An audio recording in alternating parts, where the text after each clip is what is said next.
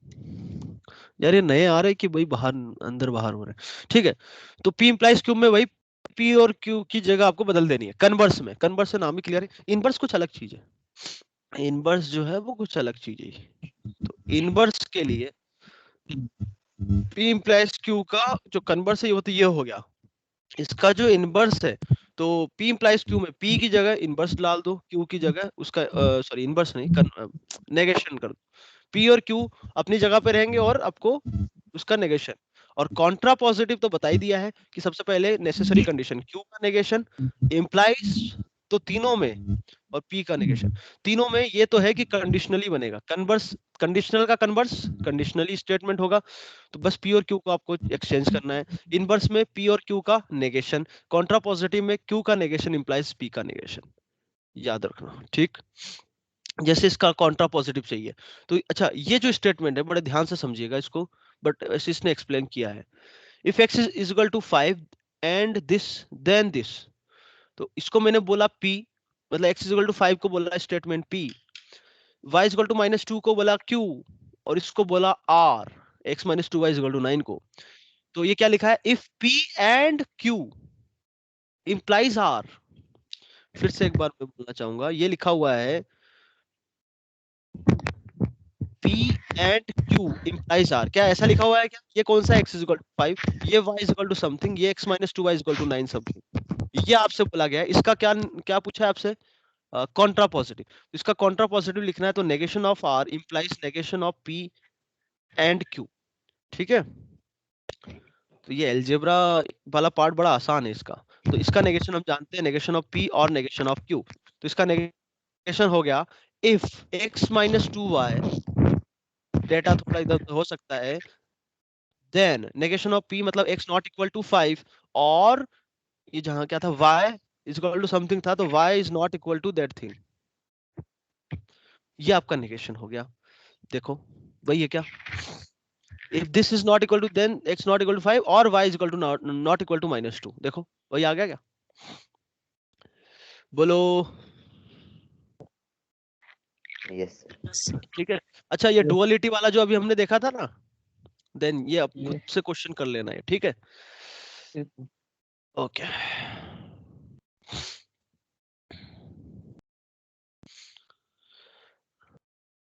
अब इसमें कुछ चीजें और रह जाती है। मेरे पास शायद से इसका शीट नहीं है यार, शीट जो है इसका कहीं ना कहीं चलो वो तो मिल जाएगा, रीजनिंग का शीट। एक और कहानी रह गई है, कौन सी, इसमें इस जो हमारी जो शीट थी ना उसमें नहीं है वो, तो वो तो याद आ गया, तो चलो देख लो। Validity of a statement, validity of a statement, ठीक है, ये क्या होता है देखो, ध्यान से सुनिएगा, बहुत सिंपल है। पहली बात तो कुछ स्टेटमेंट्स है S1, S2, S3, S4, S5, ऐसे कुछ स्टेटमेंट्स को आपको देखना है कि वो एस के इक्वल, एस, वो जो सारा मिल के है वो एस से कंपेयर करना है। तो ये वैलिड कब होगा, जब जो सब स्टेटमेंट्स है S1, S2, S3, S4, S5, इन सब में आप क्या ले लो, एंड ले लो। क्या लेना है, एंड, और इसका जो ट्रूथ टेबल है एस के बराबर आ गया, मतलब ये इक्विवेलेंट इसके आ गया, तो एस बोलेंगे कि वैलिड स्टेटमेंट है। कुछ समझ में नहीं आया, जल्दी से बताओ। Once again repeat कर दीजिए. थोड़ा थोड़ा आ गया ना, बस उतना काफी है हमारे लिए।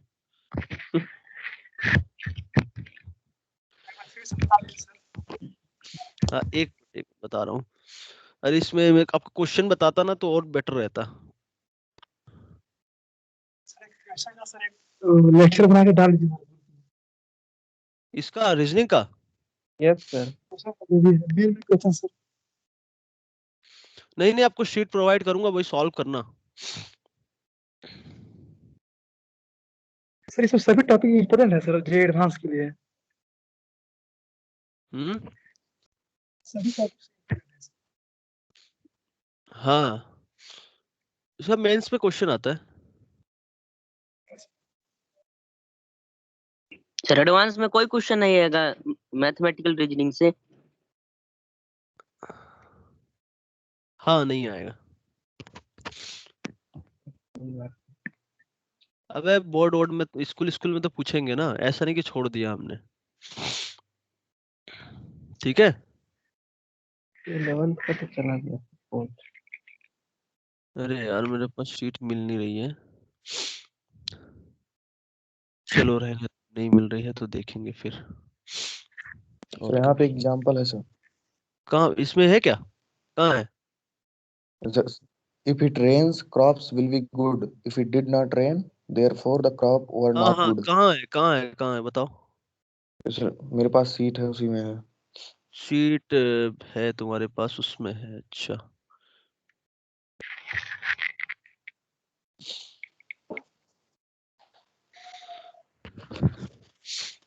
हम्म। अब ये डाउनलोडेड हो गई है, ओके ठीक है। 1 मिनट इंतजार करिए, बस ये ओपन हो रहा है और लगभग लास्ट टॉपिक ही रहेगा अपना ये। अबे आखिरी समय और कौन आ रहा है इधर, एंट्री मार रहा है? हेमंत, रंजीत।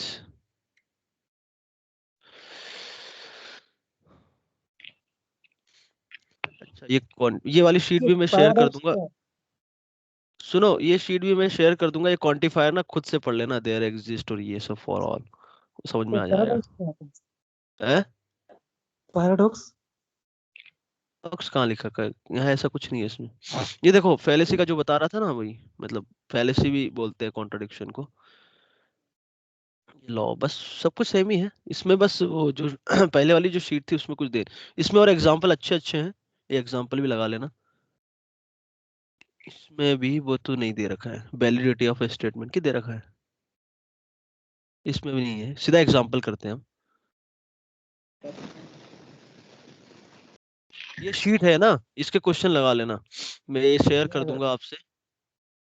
और अभी 1-2 दिन में लगा लेना तो बढ़िया रहेगा, नहीं तो फिर बाद में अब लगाओगे ना तो फिर। यार कौन सा क्वेश्चन है बताना भाई जल्दी से, जो तुम बोल रहे थे ना क्रॉप वाला। Yes sir. Yeah, if it rains, crops will be good. It did not rain, question therefore the number crops are not question good. Number Example 17 sir. इसी में, इसी शीट में कि दूसरी शीट है? नहीं सर, एग्जांपल है, सीट में है, थ्योरी वाले में सर। नहीं मतलब अरे ये शीट सामने वाली जो मैं बता रहा हूँ वही है ना, जो स्क्रीन पे यस दिख सर, रही है? यही। Yes sir.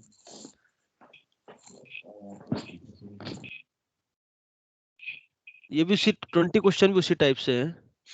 Question number example number 17 का ही नहीं यार इसमें, ये नहीं। रचना वाली सीट में, हैं? रचना वाली पूरी पोर्शन। अच्छा वो भी रेजोनेंस का ही है, चलो छोड़ो उसको, मैं इसी में एक एग्जांपल ये भी दिखा था।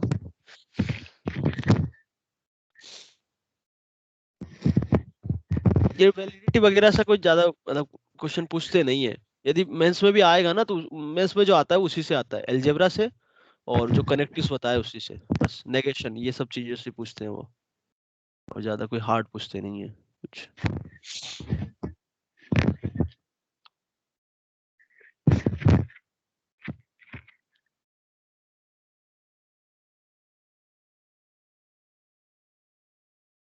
ये क्वेश्चन जो 20 क्वेश्चन है, अदब नहीं यार ये तो इक्विवेलेंट पूछा है।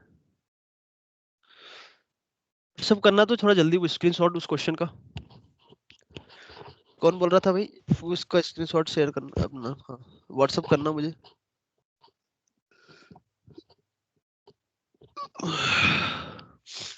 जैसे करो मेरे को बताना।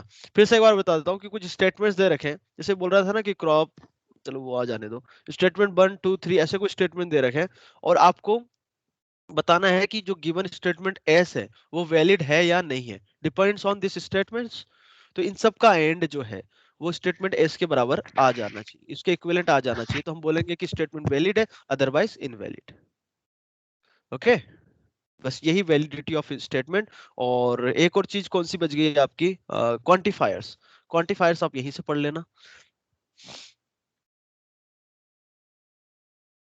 अरे ये कहाँ चला गया सीधा रेजोनेंस पे।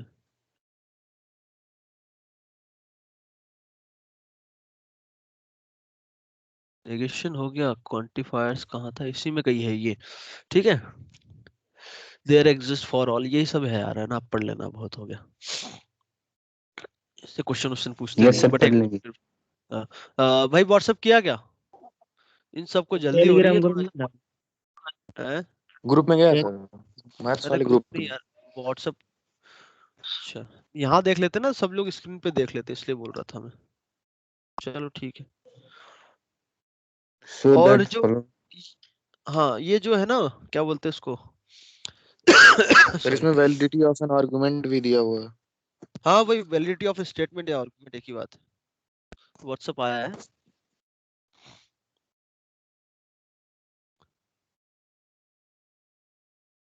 किधर आया है? ग्रुप में डाला है क्या? हाँ ठीक है, यस सर। बिल्कुल यही चाहिए हमें।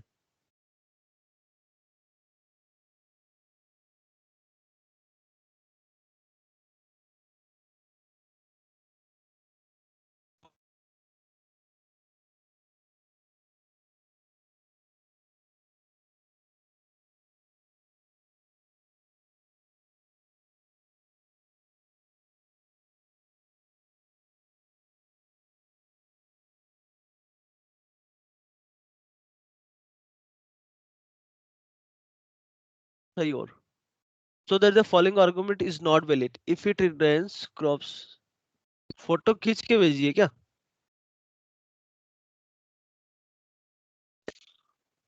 Yes sir. मैं एक एग्जांपल करके बता देता हूँ, क्योंकि क्या है इसमें थोड़ा अलग चीजें हैं इसलिए।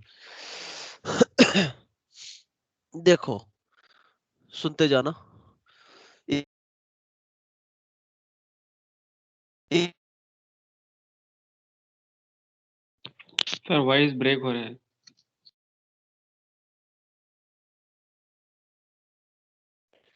सर आवाज क्लियर नहीं है। Yes sir.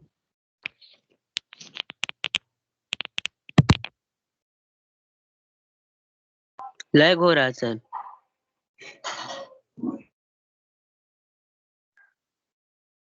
आवाज ही नहीं आ रही है।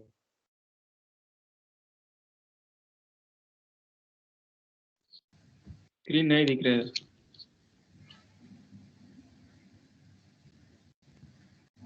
1 मिनट भाई।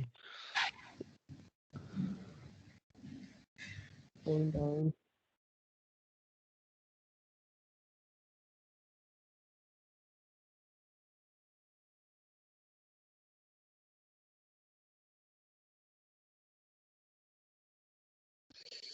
हाँ भाई, आवाज अब सही आ रही है? Yes sir. आवाज सही आ रही है, यस ओके। सर। तो if yes sir. Nidhi works hard, हाँ, Nidhi works hard then she will be successful, ठीक है। तो वर्क्स हार्ड, यदि उसको हमने बोल दिया स्टेटमेंट पी, सक्सेसफुल को बोल दिया Q. If C is successful then the, then ये यार कुछ क्या लिखा है भाई, then she will be happy. तो जो हैप्पी उसको हमने बोल दिया आर, ठीक है। Therefore hard work always leads to happiness. तो सबसे पहले तो स्टेटमेंट वन देखो, स्टेटमेंट वन मतलब ये वाला, यहाँ पे अलग अलग स्टेटमेंट्स क्या है, ये वाला। If Nidhi works hard then he, तो एस वन आपका हो गया, क्या हो गया, वर्किंग हार्ड को हमने बोला है P. If P then Q लिखा है, तो पी इंप्लाइज क्या हो गया, वो सक्सेसफुल बोले तो क्यू। समझ में आया? क्वेश्चन हम फ्रेम कर रहे हैं इसमें रीजनिंग के टर्म्स में। इफ सी इज सक्सेसफुल, मतलब ये अलग हो गया।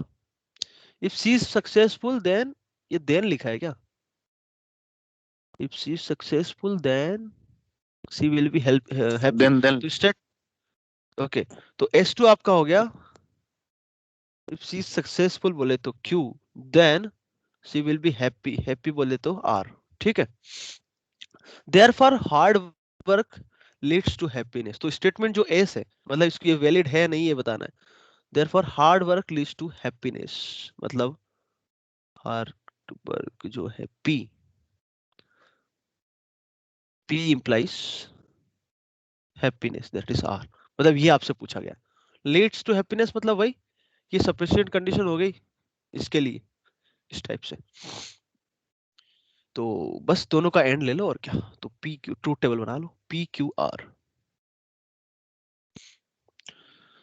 तो true true true true true false, true false, true, false, true, false, false, false, false, false, true, true, false, false, true, false, true, false, ये बनेगा।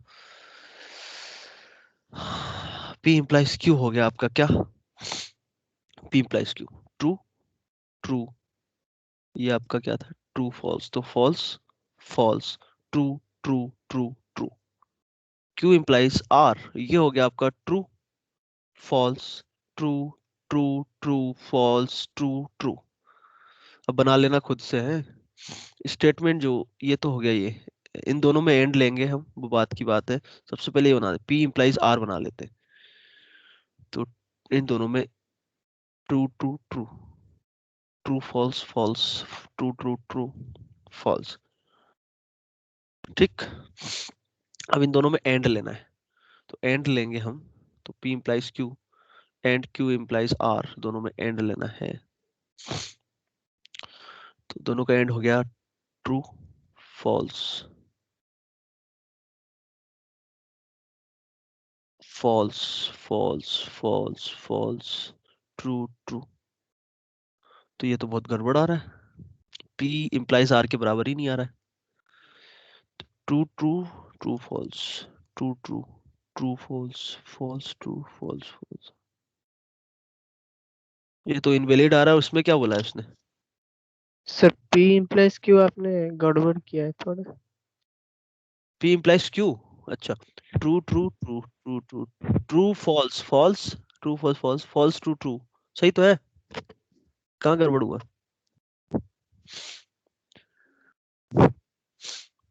अरे P आपका चल रहा है, ट्रू चल रहा है, ट्रू चल रहा है, ये भी ट्रू है।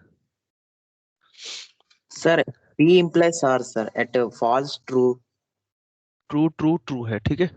True false false, true true true, true false false, सही तो है। False true true, false false true, false true true, false false true.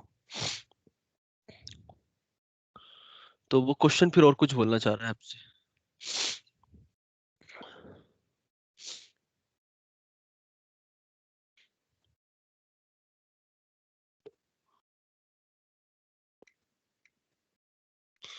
If she is successful, then she will be happy. Therefore, hard work leads to happiness.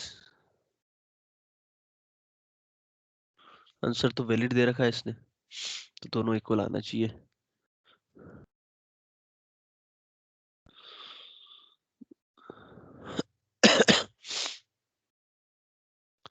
अब यहाँ पर therefore hard work leads to happiness, तो P implies R ही होगा ना, और कुछ थोड़ी हो सकता है।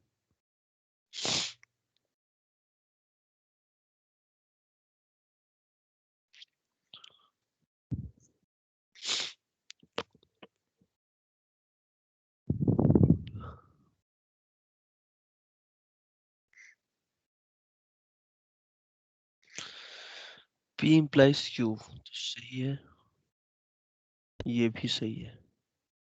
Okay. सर आप लास्ट वाली टेबल मिस्टेक कर रहे हैं थोड़ा सा। कौन सा वाला इसमें? सर लास्ट वाला, हाँ इसमें आप मिस्टेक कर रहे हैं थोड़ी सी, वो सही आ रहा है। तो true and true true, true and false false, फिर false and sir true. Third fifth वाले में देखिए, ट्रू फॉल्स फॉल्स, शायद कुछ मिस्टेक लग रहा था। फोर्थ है फिफ्थ में।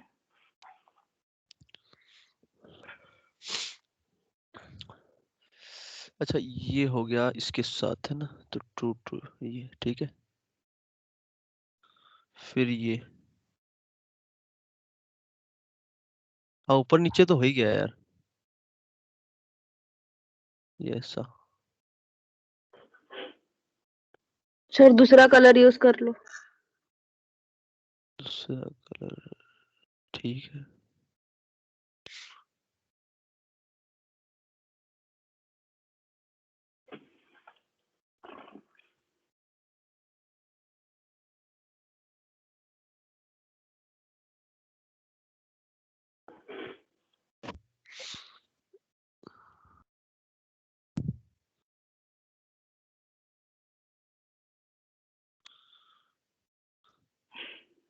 फोर्थ वाले में ट्रू नहीं आएगा। सर एक रह गया सर। अरे सर यार ये फिर क्या ब्लू कलर लाइन 2 आ गए सर एक कॉलम में। अच्छा ये इधर जाएगा है ना, ये ऊपर जाएगा, ये फिर ऊपर जाएगा, ठीक है। हम्म तो इन दोनों में एंड लेना है, तो true and true, true, true and false, false, false and true, false, false and false, false and true, false, true and true, true. अच्छा तो ये तो आपका ट्रू हो गया। एक बार और चेक कर लेते हैं, वरना इसको छोड़ देंगे फिर। अब true false false, false true false, false true false, true true true, true false, false, true true true, फिर ट्रू, ऐसा चलेगा। अब P implies R, P implies R, true false, ये ट्रू, तो यही गलत हो गया ना, ये बराबर कहाँ आ रहा है, तीसरा ही आपका फॉल्स ट्रू आ रहा है, इधर फॉल्स आना चाहिए। P implies Q तो सही है, ट्रू है, false false, true true true true, ये तो बिल्कुल सही है। Q implies R, true false, true true true false, true true, सही है। P implies R, true false, true, सही है। False, true, true true true.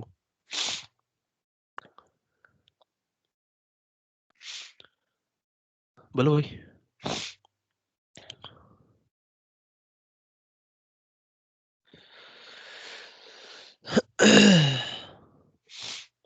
अच्छा अच्छा, यहाँ पे इस क्वेश्चन में बना हुआ है देखो, उसको छोड़ो फिर। If Nidhi works hard, then she will be successful. If she successful, then therefore hard work leads to happiness.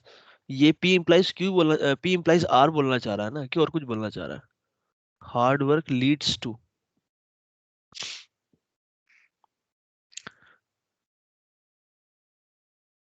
happiness, वही तो बोलना चाह रहा है यार। अब जैसे ये वाला देखो आप, यहाँ पर ये देखो, इसमें बोला है, मैं बताते जाता हूँ। Show that the following argument is not valid, ठीक है।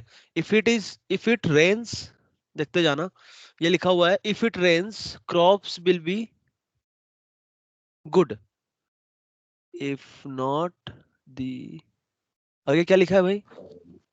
If It if it did not rain, therefore the okay crop if was not good. okay if it did not rain, therefore the crops were not good, ठीक है। तो it rains को हमने बोल दिया P, crops will be good इसको बोल दिया Q, ठीक है।